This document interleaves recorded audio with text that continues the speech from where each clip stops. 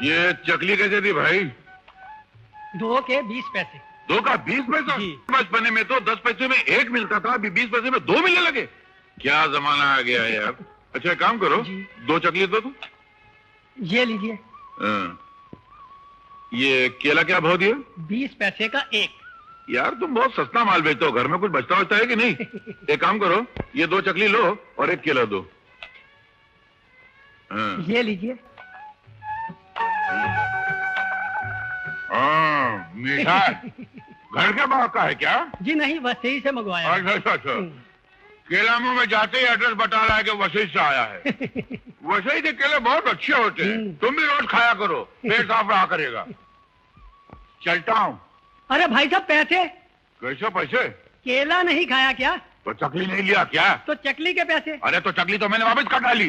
अरे सीधा हिसाब है यार, चकली मैंने लेके लौटा दी, उसके बदले केला लिया, तो केले की कीमत चकली हुई, चकली तुम्हारे पास है, तो केले की कीमत चकली और चकली की कीमत केला, तो बीच में पैसा कहां से आया? तुम सीधे दुकान चलाओ ना, दुनिया लूट के ले जाएगी। तुम हिसाब करो, मैं वापिस आता हूँ। चकली केला केला चकली, बीच में कुछ गड़बड़ है। अरे भाई साहब। ए भाई जल्दी करो ना, कितना टाइम लगा रहे हो यार। 10 लीटर पेट्रोल भर दो। मेरा नाम मिस्टर नहीं है सिस्टर, मेरा नाम राजा है, लेकिन हालात प्रजा से भी ज्यादा खराब। बीकॉम फर्स्ट क्लास पास हूँ, हैदराबाद का रहने वाला हूँ, शराफत तमीज और ईमानदारी का चाहने वाला हूँ, लेकिन आज तक एक भी ढंग की नौकरी नहीं मिली, इसीलिए मजबूर होकर पेट्रोल भरने का काम करता हूँ, इस पेट के जहन्नम को भरने के लिए। आपकी बड़ी मेहरबानी होगी, बड़ी कृपा होगी, बड़ी नवाजिश होगी अगर आप मुझे कहीं अच्छी सी नौकरी दिलवा दे तो। साहब स्पोर्ट्समैन भी अच्छा हूँ, क्रिकेट में फास्ट बॉलर हूँ, फुटबॉल का गोलकीपर हूँ, साथ में ड्राइविंग का लाइसेंस भी है मेरे पास। बस साहब आप मुकद्दर का लाइसेंस दिलवा दीजिए प्लीज, कहीं से काम दिलवा दीजिए साहब। तो क्या सोचा साहब मेरे बारे में? देखो भाई, मैं भी मुद्दत से तुम्हारी तरह नौकरी तलाश कर रहा हूँ। तुमने बीकॉम किया है, मैंने एमकॉम पास किया है। ये पुरानी खानदानी कार है, रोजाना इसी में बैठकर नौकरी तलाश करता फिरता रहता हूँ। मेरे पास ये सिर्फ 10 लीटर के पैसे हैं। दुआ करो, अगर मुझे नौकरी मिल गई तो तुम्हें पार्टी दूंगा, वरना इस कार को साहूकार के पास गिरवी रख के तुम्हारे पास चला आऊंगा। तुम अपने मालिक से सिफारिश करके मुझे भी यहाँ रखवा देना। यहाँ कोई जगह खाली है? अगर तुम छोड़ रहे हो तो मैं आता हूँ। अरे जाओ साहब जाओ, मैं आपसे नौकरी मांगना, उल्टा मेरी नौकरी वाला के चक्कर में। वाह, 1 लीटर डालना तो बोलो, पैसे कैसे आ जाते हैं? मैं काफी देर से लाइन में खड़ा हूँ और देख रहा हूँ तुम हर गाड़ी वाले से नौकरी मांगने या दिलवाने की बात कर रहे हो, फिर मुझसे क्यों नहीं करते? तुमसे क्या मांगू भाया? जिस पेड़ पर पत्ते ही ना हो उसके नीचे धूप से बचने कौन बैठेगा? क्या मतलब? मतलब ये कि जो आदमी 1 लीटर पेट्रोल खरीद रहा है वो मुझे काम के हाथ देगा। यही मार खा गए बच्चों तुम। ये दुनिया बड़ी टेढ़ी है, जो दिखती है वो है नहीं और जो नहीं है वो दिखती है। दिखावे के बक्के वाले को तुम अमीर समझ बैठे और मुझ जैसे सीधे साधे को गरीब। जानते हो मैं कौन हूँ? सेठ जमुना दास रायचूरा। कौन सा चूरा? रायचूरा। 2 बीवियां हैं मेरी, 3 बंगले हैं, 4 मिलों का मालिक हूँ, 5 कारें रखी हैं मैंने, लेकिन मैं कार सिर्फ काम के लिए इस्तेमाल करता हूँ, दिखावे के लिए नहीं। कार लेकर ऑफिस जाने में देर हो जाती है, ट्रैफिक में फंस जाती है, इसलिए मोपेड लेकर जाता हूँ। पैसे लाओ। मालूम है, कभी बस में, कभी ट्रेन में, कभी पैदल भी चला जाता हूँ मैं। असली कारोबारी और धंधे वाले आदमी इसी तरह जिंदगी गुजारते हैं। Good bye.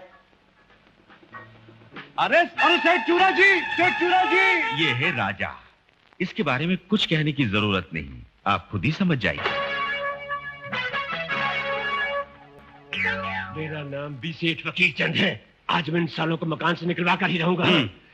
क्या है कि मकान में रहने वाले मेरे किराएदार अच्छे लोग हैं, लेकिन ये ना ही तो किराया बढ़ाते और ना ही मकान से निकलते हैं। इसीलिए मैं तुझे गुंडा बना कर ले जा रहा हूँ ताकि तू उन्हें धमकी देना, समझे ना? मैं कहूंगा मकान खाली करो और फिर कहूंगा पहलवान काट डाल। तू क्या करेगा? मैं एक एक को अपने दांतों से काट डालूंगा। अबे साले, तुझे गुंडा बनाकर लाया हूँ कि कुत्ता बनाकर लाया हूँ? ये क्या किया तूने?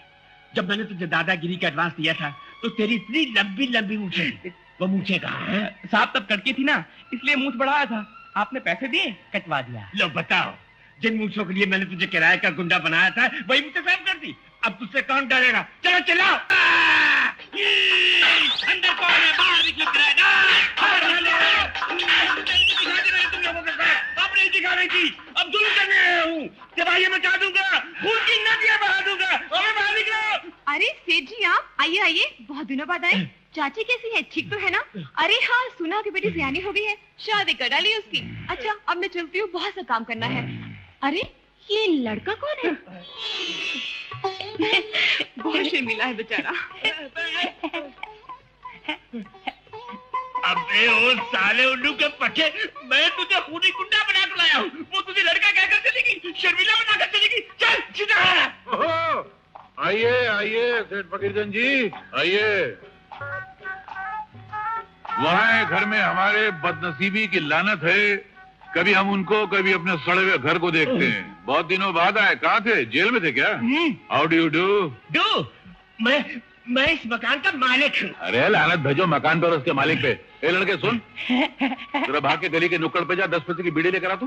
कौन सी लाऊं जी? घोड़ा छाप या बैल छाप? अरे गधा छाप भी चलेगी, छाप कौन देखता है, जिसमें भाप निकलती है वो लेकर आ, जा।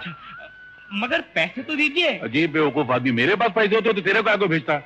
कैसी भी चक्कर चला के एडजस्ट करके ले आ जा। एडजस्ट करके अभी लाता हूँ। अबे ओ हरामखोर की औलाद, शर्म नहीं आती? बीड़ी लाने जा रहा है? ये क्या तुम्हारे लिए बीड़ी लाने के लिए यहाँ आया है? तो फिर काहे के लिए आया? मकान खाली करना है। मगर तुम तो अपने मकान में रहते हो, खाली क्यों कर रहे हो? मुझे नहीं, तुम्हें खाली करना है। हमें? हाँ। अरे माना कि तुम जलील हो, लिच्चड़ हो, निकम्मे हो, खराब हो, मगर तुम्हारा मकान तो अच्छा है, तुम्हारा बदला मकान से क्यों ले? नहीं हम लोग ये रहेंगे, तुम जाओ। मैंने इस मकान को बेचने का फैसला कर दिया है। ये तो बड़ी खुशी की बात हुई, चलो जान छूटी तुमसे, मगर किसी अच्छे आदमी को बेचना, अपने जैसे लिच्चड़ को मत बेचना। और जिससे बेचोगे उसे कहना क्या कि हमसे मिल ले, फिर हम किराया उसको देंगे। हाँ चलो जाओ। अरे फकीरचंद जी, बड़े दिनों बाद आए, सब ठीक तो है ना? ये कौन है? अरे विनोद, ये मुझकी मुंडाई और ये लाल बनियान, ये चौकड़ी वाली लुंगी, ये हाथ में लाठी, तू तो एकदम गुंडा लग रहा है। लग रहा से मतलब ये है ही गुंडा? क्या बात कर रहे हैं? ये मेरे ऑफिस में चपरासी का काम करता है, रोज सबसे मार खाता है, मेरे पास रोता हुआ आता है। ए क्या रे, तू यहाँ क्या कर रहा बे? ये साहब मेरे को बोले कि इनको आपके घर का रास्ता दिखाओ, वही मैं दिखाने को आया था। मेरा काम हो गया है, मैं चलता हूँ। अबे ओ! और बताइए फकीरचंद जी, क्या खबर है? अब क्या बताएं, सब किए किराए पर पानी फिर गया। देखिए, जो भी कहना हो साफ साफ कहिए, आपस में बैठ के प्रॉब्लम हल कर लेते हैं ना। तो ठीक है, मैं एक ही लफ्ज में कह देना चाहता हूँ कि अब तुम लोगों को ये मकान खाली करना होगा। और मैं भी एक ही लफ्ज में आपको कह रहा हूँ कि मैं ये मकान खाली नहीं करूंगा। क्यों? ये मकान तो मेरा है। लेकिन किराया हम देते हैं। अरे बड़े आए किराया देने वाले, क्या किराया देते हैं? अरे ऋषि बाबू, आप इंसाफ कीजिए ना, पिछले 20 बरस से आप सिर्फ 20 रुपए देते आ रहे हैं, एक पैसा भी नहीं बढ़ा। इस मकान में आने के बाद आपको 2 बच्चे पैदा हुए। मुझे नहीं, मेरी बीवी को। हाँ वही, अगर दोनों बच्चों के हिसाब से हर साल आप 1-1 रुपया बढ़ा देते तो अब तक कितना किराया बढ़ गया होता? हाँ करेक्ट, बढ़ गया होता। और मेरे घर में जब मेरी पहली संतान ने जन्म लिया तो मुझे ऐसा लगा कि घर का एक मेंबर बढ़ गया है, तो फकीरचंद का 1 रुपया किराया बढ़ा देना चाहिए। तो क्यों नहीं बढ़ाया? मेरी माँ का देहांत हो गया, अब 1 साल में एक ने जन्म लिया तो दूसरा मर गया, तो मर्दमशुमारी यानी जनगणना के हिसाब से एक घटा दूसरा बढ़ा, तो हिसाब वही का वही रह गया, इसलिए नहीं बढ़ा। क्या धर्मराज है? उसके बाद जब तुम्हारा बेटा शामू पैदा हुआ था तो फिर क्यों नहीं बढ़ाया? उस वक्त कौन मरा था? तुम्हारा बाप मर गया था। क्या कहा? याद करो, जिस साल मेरा बेटा पैदा हुआ था उस साल तुम्हारा बाप मरा था कि नहीं? तो मैंने सोचा कि अगर मेरे घर में कोई बढ़ा तो तुम्हारे घर में घट गया, मतलब खर्चा घट गया, तो फिर किराया बढ़ाने का सवाल ही पैदा नहीं होता, इसलिए नहीं बढ़ाया। इसीलिए तुम्हें कोई नौकरी नहीं देता, हमेशा उल्टी सीधी बातें करके दूसरों का दिमाग दीमक की तरह चाट डालते हो। सेठ फकीरचंद कचरादार, अगर मुझे कोई नौकरी नहीं देता तो उसमें मेरी नहीं, उन लोगों की बदकिस्मती है। जैसे आज तुम मुझे मकान से निकाल रहे हो तो इसमें मेरी नहीं, तुम्हारी बदकिस्मती है। किसकी बदकिस्मती है? तुम्हारी बदकिस्मती है। किसकी बदकिस्मती है? तुम्हारी बदकिस्मती है। अरे मेरे भाई, मैं तुमसे आखिरी बार कहता हूँ कि भगवान के लिए मेरे ये मकान खाली कर दो। देखिए, उनमें और हम में बहुत फर्क है। वो यहाँ 20 साल से रह रहे हैं और हम 5 साल से। चाय। शुक्रिया। आपके लिए नहीं, इनके लिए। सेठ जी, जब हम नए आए थे तो आप हमसे 150 रुपए भाड़ा लेते थे। जब जब आपने भाड़ा बढ़ाया हम देते रहे, यहाँ तक कि अब हम आपको 350 रुपए भाड़ा देते हैं। उसके बावजूद आपने इस मकान की हालत में कोई सुधार नहीं किया। चलिए जाने दीजिए, हम उसकी भी परवाह नहीं करते। अब भी अगर आपको भाड़े में 5-10 रुपए बढ़ाने हो तो हम उसके लिए तैयार हैं, लेकिन मकान छोड़ने के लिए हरगिज तैयार नहीं। इन लोगन के हिसाब का जरा बिल तो बनाई दो। और तुझ जैसा जो भी आए उसका मुफ्त में हिसाब किताब कर दिया करूं। ये ले शारदा का बिल, ये प्रताप का बिल, जाओ घंटी बजाओ और वसूल कर लो। जी बाबूजी, जी। कौन है भाई? बिजली, तुझे कितनी बार मैंने ताकीद की है कि जब सुबह कपड़े लेने आया कर तब मेम साहब को जगाया कर, और जब शाम को कपड़े देने आया कर तब मुझे बुलाया कर। हाँ हाँ जानत है बाबूजी, जानत है। हमारी याददाश्त के धोबी खाट पर सब छपा हुआ है, मगर तुमको इसलिए बुलाया है कि आज कोई ऐसन वैसन सुबह नहीं, आज तो 2 तारीख है, 2 बिल चुकाने का दिन। अरे हाँ हाँ, अच्छी तरह याद है, 2 तारीख की तरह बिल चुकाना, लेकिन ये सारे के सारे बिल तुम मेरे हाथ में क्यों तुम्हारी है? तुझे मैंने कितनी बार कहा है कि मैं सिर्फ अपना बिल दूंगा, बाकी के बिल तो मेरे साथ से लिया कर। अरे ठीक है, इमा भट्टी के कोयले की तरह लाल होने की क्या जरूरत है? तुम अपना बिल चुकाई क्यों? उनका बिल हम ले लेंगे। बीबी जी बिल क्या है? आप अपने बिल में झांकिए। हाँ झांकता हूँ। ये बिजली तुम्हारे पैसे। अच्छा बाबूजी, ये बिल ये मेरा नहीं है। अरे बिजली, मेरा बिल इतना कैसे बढ़ गया?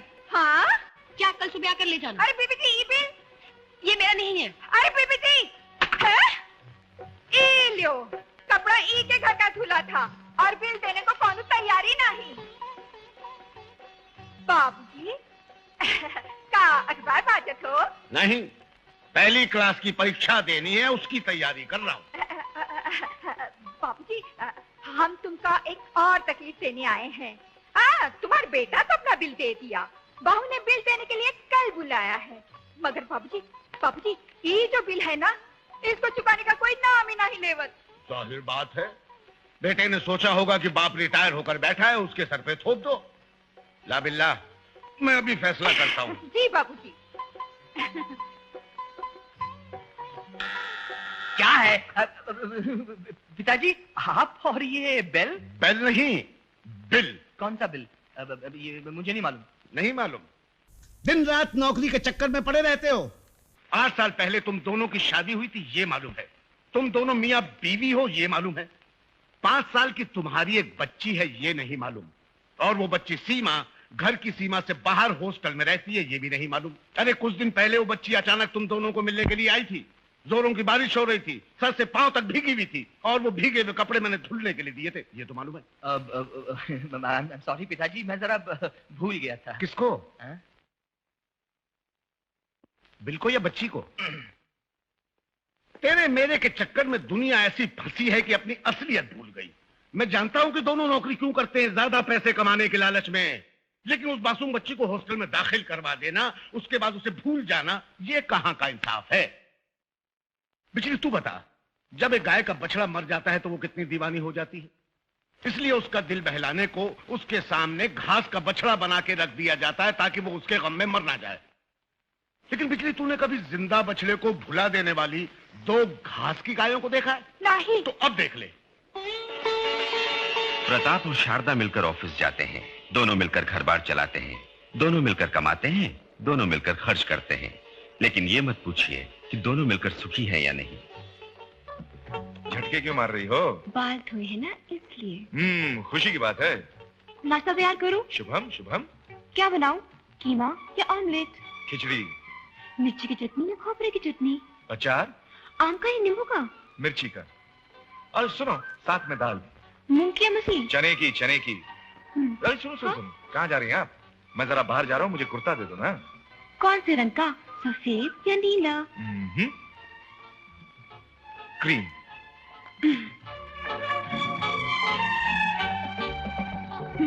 ये लो।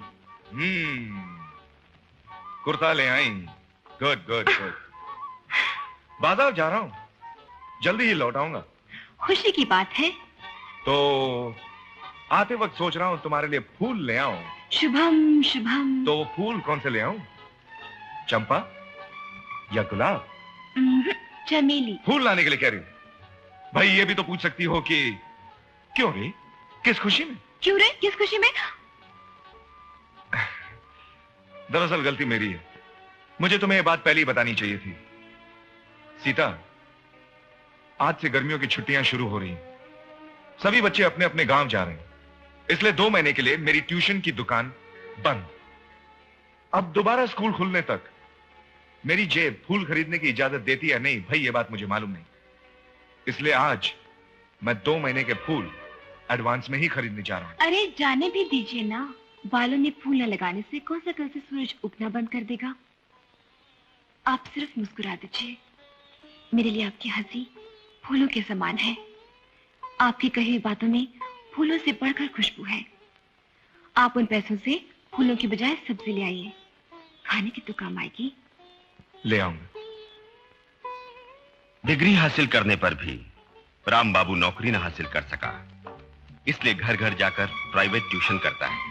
सीता के पास भी डिग्री है, लेकिन उसने वक्त के साथ समझौता करके अपना घर संसार चूल्हा चौका संभाल लिया। सब लोगों के लिए दिवाली का त्योहार साल में एक बार आता है, मगर इन दोनों के घर हर रोज दिवाली है। पटाखों की जगह मीठी बातें करके, दीप और फुलझड़ी की जगह अपना चूल्हा जलाते हैं।